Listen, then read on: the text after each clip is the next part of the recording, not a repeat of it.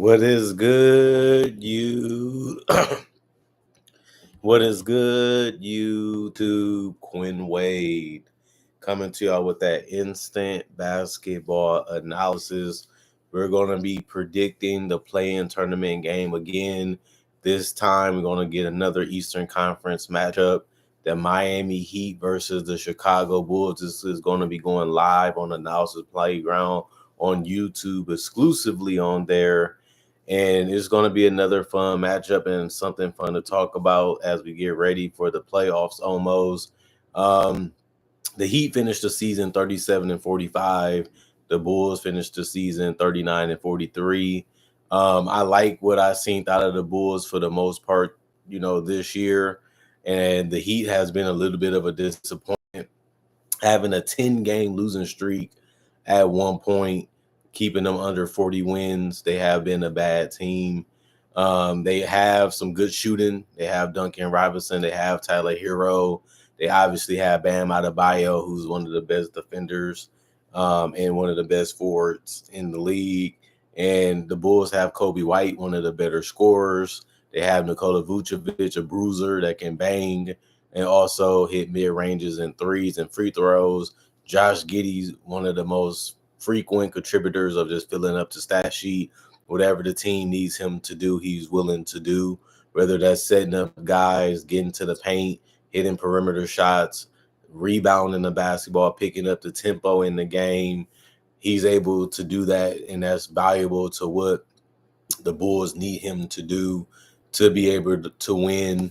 And that's what we ask for these players to do, is put us in the best position that they can.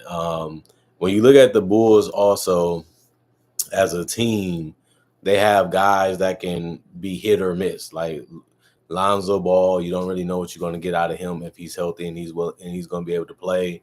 Matas has been playing better because he has more opportunities and more chances to prove that he actually was worth the pick and he could have star potential. I like the fact that he's not shy shooting a three. I like the fact that he can get to the basket with explosion and athleticism. He can get out in transition and get easy buckets for the Bulls and for himself. I think that that's going to be important in this series, is his length and his size and his activity. I also say Zach Collins, is he going to get 10 to 15 minutes? He's a big body that can set good screens and play in the paint a little bit. Sumu kind of lost his footing a little bit with the Bulls, but he still is a part of what they try to do defensively, especially on the perimeter. I don't think he's going to play a ton of minutes, but he's a guy that might still play. Taylor Hurton-Tucker, you can say the same thing about him, a big body that can, really make some decent plays for himself mainly. I don't think he's going to be a guy that's going to get a huge role in this particular game. But if anybody gets in foul trouble, I think he can be a guy that can step in and get them a couple of shots that's quality. Kevin Huerter, he's the X factor, when it comes to him being able to shoot the three and space the floor and just being a weapon out there for the Chicago Bulls and what they're trying to do offensively. But he's one of those guys that his jump shot comes and goes. If he gets hot for this one game, he might just be the biggest reason why they win this game and possibly have a chance of moving up and locking in a play-in spot. But we still have to see on that. I also would say guys like Patrick Williams are important to what they do too, because of his size and his athleticism and his ability to possibly be a two-way player. He's an unknown guy. You just don't know what you're going to get out of him from game to game. It's unfortunate, but it's just the truth. They have a lot of young players, a lot of developing players, and this is just a big moment for them. This is probably the biggest moment in their whole entire careers. And, for some guys like Vucevic is something that he has done before. So he can give them good advice. He can give them, some good things, to be prepared for. I think their coach is going to do the same, have these guys as ready as they can be. Billy Donovan, made the playoffs with the Thunder as a coach. He knows how to get the best out of, the role players, and he knows how to push this team the way that they need to be pushed to be able to play at their best. and that's what a coach is supposed to do. Trey Jones, we don't really know how well he's going to play. I think he is going to play, though. They're going to need some type of rest for some of their guys. They could just go all in with a short rotation just to say we only got to win one game, really. So we just go all in with our best players and just trust that we can play the best basketball that we can play.